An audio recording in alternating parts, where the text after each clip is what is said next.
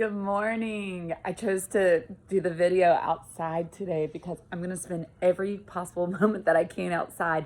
This day is just gorgeous. I hope wherever you're tuning in from, you're having the same sort of beginning hints of fall weather. I've noticed it seems to really improve the mood of everyone in the city of New Orleans. We're kind of sick of the hot, humid, oppressive weather.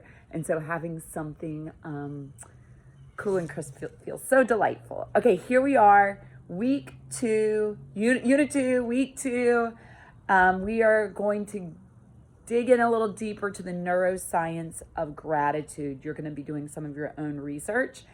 And I really encourage you when you're doing this research to, challenge yourself to find research that's going to really make you think about how the brain gets changed by these very intentional gratitude practices. It's interesting to consider that a 5-minute gratitude practice is not about just the joy you get out of those 5 minutes. It's the idea that there are new neural pathways that are being created through that practice that benefit you long after the practice is completed.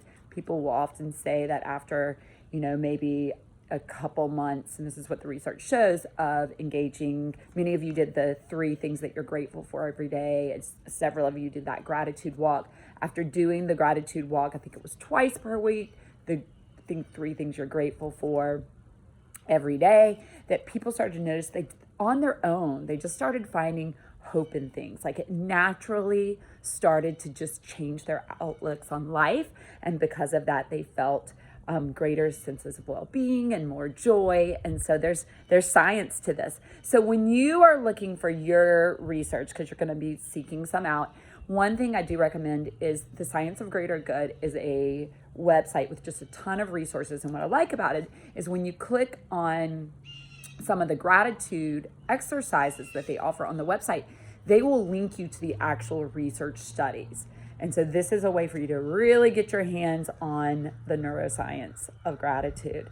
One thing you're going to be doing is that you're going to create a TED Talk. You've seen plenty of TED Talks in school, but once you become an expert on the neuroscience of gratitude, you're going to have something to offer an audience. So that's something you'll be doing. Last semester, a student used Loom, which is really easy to download onto your computer, and it allows you to talk while you're filming a PowerPoint, but it also shows your face. So it's different than just using a feature in PowerPoint.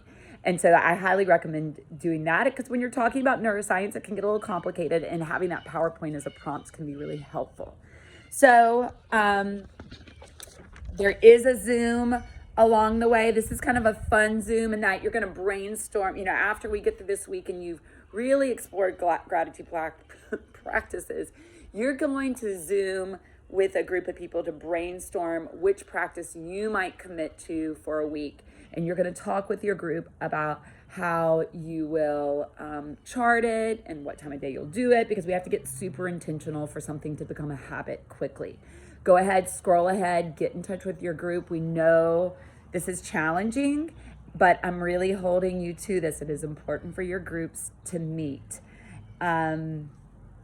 Let's see what else. Hangout, that same Hangout is going to continue, but for it to be a complete grade, you need to have contributed to it last week, this week, and next week. So make sure that you are on top of that.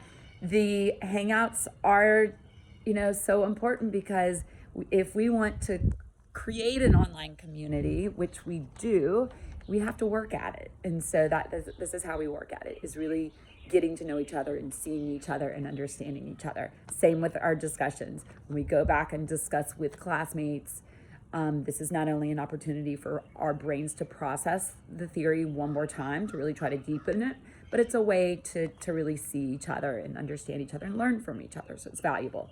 Okay, my question of the day is, we're just beginning October, and I happen to live in a city, New Orleans, which is, very creative. People love to dress up. They love to experience joy together. And so Halloween tends to be like a huge experience in New Orleans. And it starts early, and there are parades, and there are nights of costuming on weekends that start at the beginning of October, and people love to celebrate this. It's like a warm up to Mardi Gras, I guess. But I'm seeing signs of it all over the city. So what are you seeing signs of right now in your city? Maybe it's something natural to the environment. Maybe it's a way your city connects and enjoys community together. But what are you noticing? All right, look forward to hearing it. Bye.